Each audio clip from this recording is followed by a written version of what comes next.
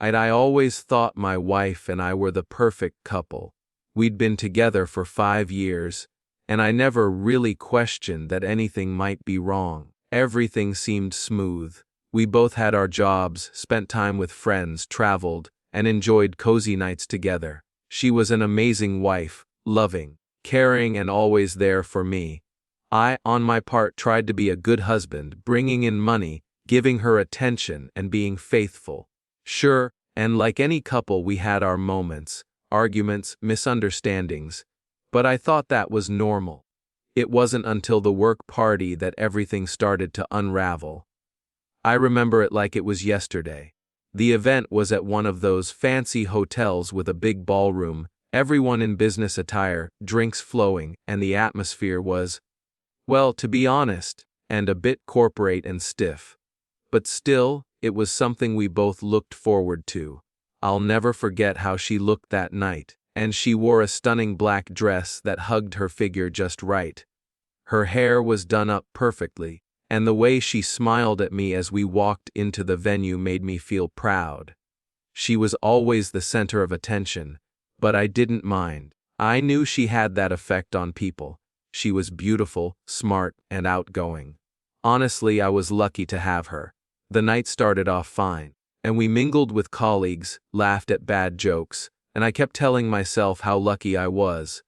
My wife seemed to be having a good time, chatting with everyone, being her usual charming self. She looked happy, and so did I. The drinks kept flowing, people were dancing, and it felt like just another typical work event. But then something unusual happened. I started noticing that she was spending a lot of time in the restroom. It wasn't just once or twice. No, it was 3 times in the first hour or so. And every time she went, I shrugged it off as her needing a moment, maybe too much champagne, or just wanting a quick break from the crowd. But after the 3rd trip, I started to wonder. It was around that time that I noticed my boss was missing too. Mr. Walker, the company's CEO, and had been mingling with the crowd earlier, but now he wasn't around. I didn't think much of it at first, but after about 20 minutes, I started feeling uneasy. It was hard to put into words. Something didn't feel right, but I couldn't pinpoint exactly what. I didn't want to jump to conclusions, but then I noticed my wife go into the restroom again. This time, I stood there for a moment, trying to decide if I should follow her. It sounds paranoid now, but at the time something told me I should, so I did. I waited for a few minutes, and trying to play it cool. But then I saw her through the restroom door. I wasn't able to hear anything clearly, but the way she was standing close to Mr. Walker, too close, made my heart drop. They were talking, but it didn't look like normal conversation. There was something different. The way he was looking at her, the way she was looking back at him was off. It didn't take much to realize that they were more than just colleagues at that moment. My stomach twisted. I tried to convince myself it was just my imagination running wild, but deep down, I knew. I had this gut feeling that something wasn't right. I didn't confront them, but I knew what I had seen. I was stuck in this weird limbo of not wanting to believe what was right in front of my eyes. When she finally came out, her face was flushed and she seemed different. She was acting a little more upbeat than usual, but there was a subtle shift. It was almost like she was hiding something. I don't know how to explain it, but it was there. That feeling of something being off lingered with me the rest of the night. I didn't bring it up. I didn't know how to. Part of me wanted to ask her what was going on, but the other part was too afraid to hear the answer. So I kept quiet, played it cool, and tried to push it out of my mind. But the doubt was planted. It gnawed at me, making it hard to focus on anything else. The days after the party were weird. It's like nothing had really changed on the surface, but everything felt off to me. My wife seemed normal, still the woman I'd married, but my mind kept replaying that scene in the restroom. I couldn't get the image of her standing so close to my boss, and the way they were talking, the way their body language seemed intimate. It was eating away at me, and I couldn't stop thinking about it. But here's the thing, I didn't say anything. I didn't confront her. For days, I just sat with it. And that, I think, is what messed with me the most. It wasn't just about what I saw, it was about the way I handled it. I kept telling myself that I was overreacting. After all, there was no direct proof, right? Maybe it was nothing. Maybe I was just being paranoid. That was my logic, but deep down I knew. I knew something had happened, even if I couldn't prove it. I went on like this for a few weeks, silently obsessing over what I had seen, and trying to avoid the topic whenever we were together.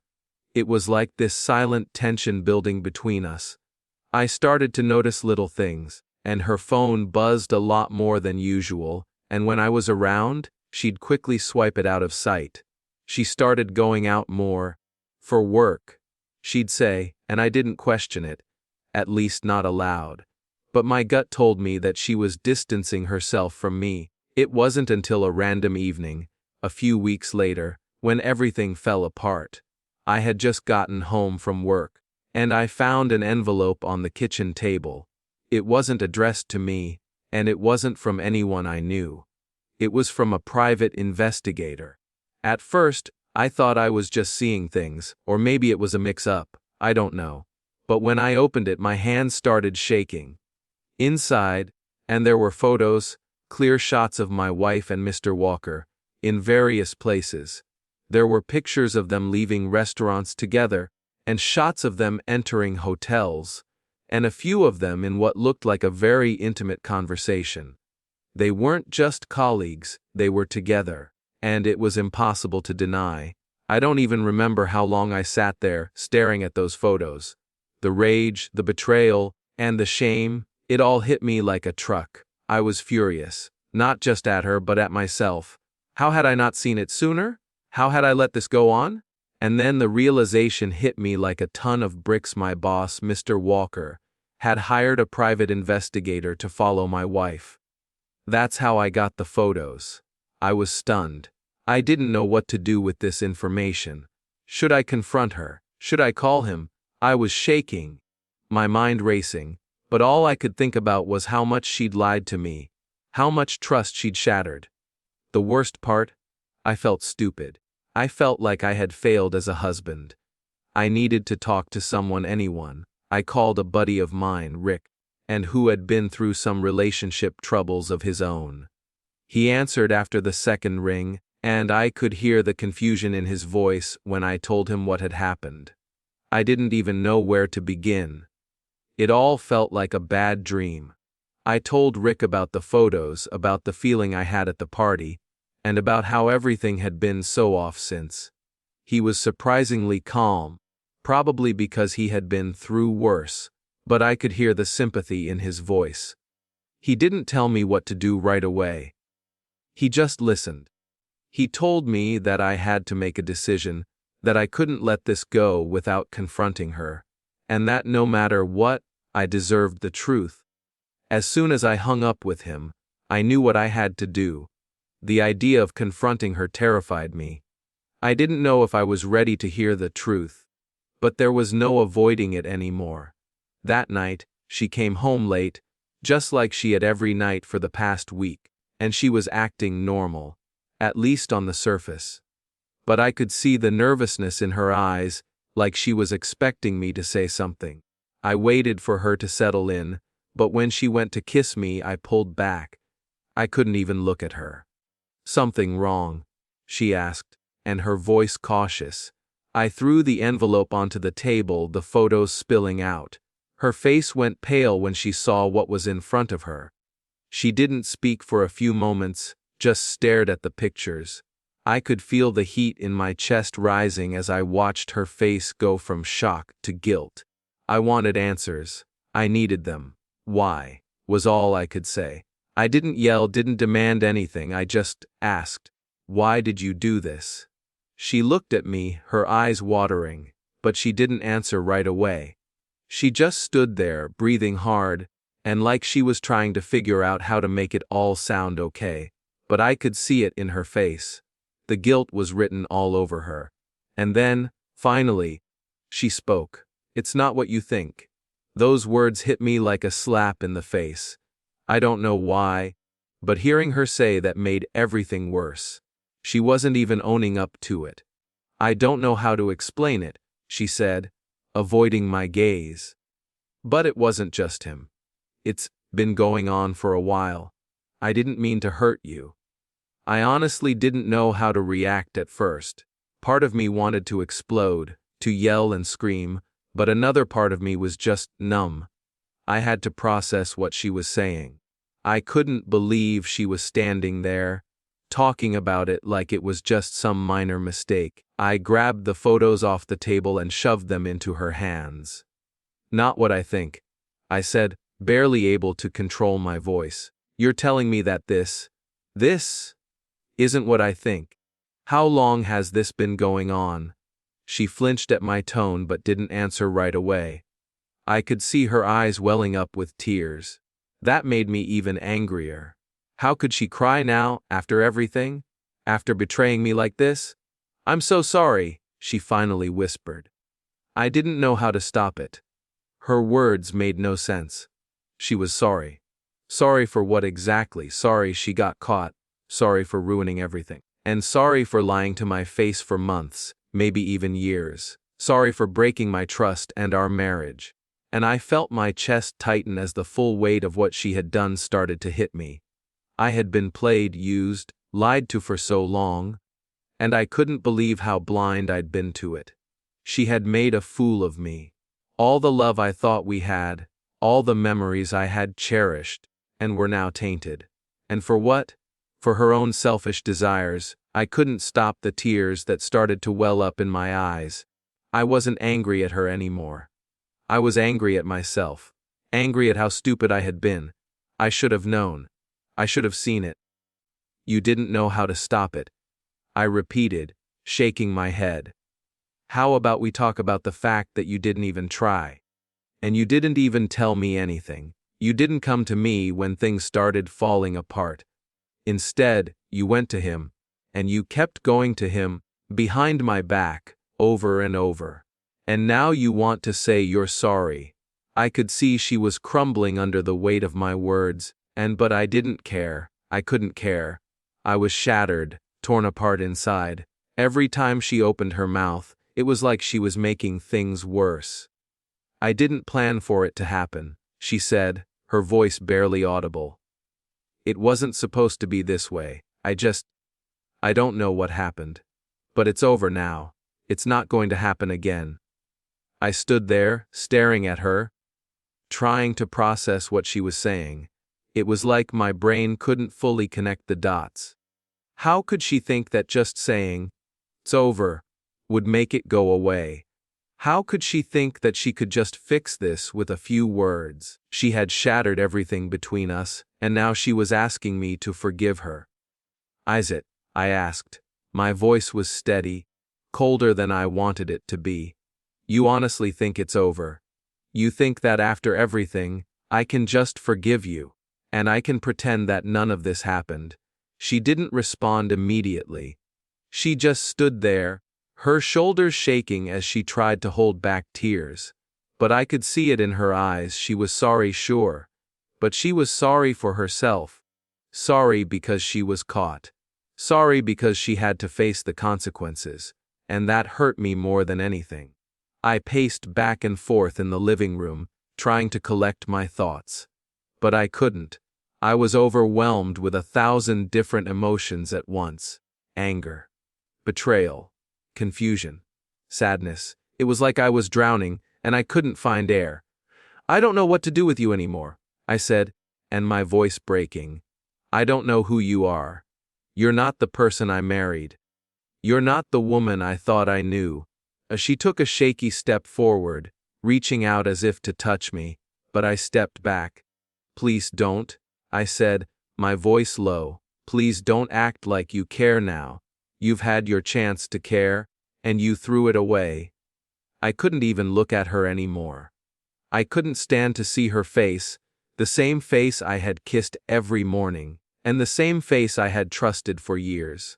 Now, it was just a reminder of the lies, the betrayal, and everything that had been ripped apart, and the silence between us stretched out, heavy and unbearable. It felt like hours before either of us spoke again. "Are we done?" she asked quietly, and her voice small, fragile. "Is this it? Is this how it ends?" I didn't want to say yes, and I didn't want to think that everything between us was over. But I knew in my heart that it was. The damage was done. I could never trust her again, and not after everything she had done. "I don't know," I said barely above a whisper. "I don't know if I can forgive you. And I don't know if I can ever trust you again. Maybe this is how it ends. Maybe we were never meant to be." The words stung as they left my mouth, but they felt like the truth. This wasn't just a bump in the road anymore. It was a deep, unhealable wound, and there was no going back. She broke down completely then, sobbing uncontrollably, begging me to forgive her, to try to make it work. But I didn't know if I could. I didn't know if I wanted to anymore. I walked away from her that night, not knowing what I was going to do next, but feeling like I was stepping away from the only life I had ever known. It's been a few weeks since that night, and honestly, I still don't know what to do. My mind's all over the place. One day, I wake up and think, maybe we can work through this. Maybe I'm overreacting. Maybe I should give her a second chance. And then the next day, I can't even look at her without feeling this deep sense of betrayal and anger. The thing that hurts the most isn't even the fact that she cheated. It's the lies, the deception, and the fact that she never came to me when things were falling apart. She didn't trust me enough to be honest. Instead, she made a choice, and she chose him. She chose a path that led her away from everything we had built together. I've thought about confronting Mr. Walker, about telling him how much he hurt me too. But I know that's not going to fix anything. I don't even know what I would say to him. What would it change? The truth is, nothing's going to change what happened between them. And nothing's going to change the fact that she gave herself to someone else. Someone I thought of as a mentor, as a boss I trusted. But the hardest part is, I think, that I want her back. I want the woman I married. I want the person I thought she was before all this. And even though I know I should let her go, part of me keeps asking, what if we could fix it? What if we could start over? Every time she looks at me, her eyes full of guilt and pain, I wonder if there's a way to rebuild this. If we could ever have a relationship again without this shadow hanging over us. But then I think about the future. How can we ever go back to what we were? How could I ever trust her again? How could I forgive her for what she did to us, to me? She's apologized 1,000 times, begged me to give her a chance, but I don't know if I'm ready. I don't know if I ever will be. I keep asking myself, can I live with this? Can I live with someone who would lie to my face, someone who I thought loved me, but chose someone else instead? Sometimes, I find myself thinking about the past, the days before everything went wrong, the good times. I remember how happy we used to be and how we'd make plans together, talk about our future. We were building a life, a good life. But now, and it's all just a blur of memories that seem tainted by what she did. I thought I knew who she was, but now, I don't know who she is anymore. And I don't know who I am, either. I don't know if I'm the guy who forgives or the guy who walks away. I don't know if I'm the one who gives a second chance, or the one who finally lets go. We've had the talk, over and over again. And she keeps telling me that she's sorry, that she made a mistake. But the truth is, I don't know if I believe her anymore. I don't know if I ever will. Her apologies feel empty now, like they're just words trying to cover up the truth. I guess I'm just trying to figure out if I'm strong enough to move on from this. To accept that our marriage is broken beyond repair. To accept that it's time to let go and start over, even if it feels like the hardest thing in the world. I've thought about leaving, walking away, and cutting her out of my life. But there's that small part of me, the part that still loves her, the part that still remembers who she was, that says, what if we could fix this? What if there's a chance for us? The truth is, I don't know if I can. I don't know if I can look at her the same way. I don't know if I can forget the hurt, the betrayal, and the doubt. I don't know if I can ever trust her again, and that's the hardest thing of all. Not knowing what comes next. Not knowing whether I'm strong enough to move forward without her, or if I'll always be looking over my shoulder, wondering if she's hiding something else from me. The decision is mine, and I know that. But it feels impossible. It feels like I'm stuck between two worlds, one where I walk away and leave everything behind, and another where I stay and hoping that things can somehow go back to the way they were. But deep down, I think I know the answer. I think I know that we can't go back, that whatever we had is gone, and maybe the best thing for both of us is to move on. I don't know if I'll ever be able to forgive her fully, and maybe I'll never trust anyone the same way again, but one thing's for sure, I've learned that trust is everything in a relationship. Without it, there's nothing left. So here I am, standing at this crossroads. I'm not sure where I'm going, but I know one thing: this chapter is over, and whether I leave or stay, I have to learn how to move forward, with or without her.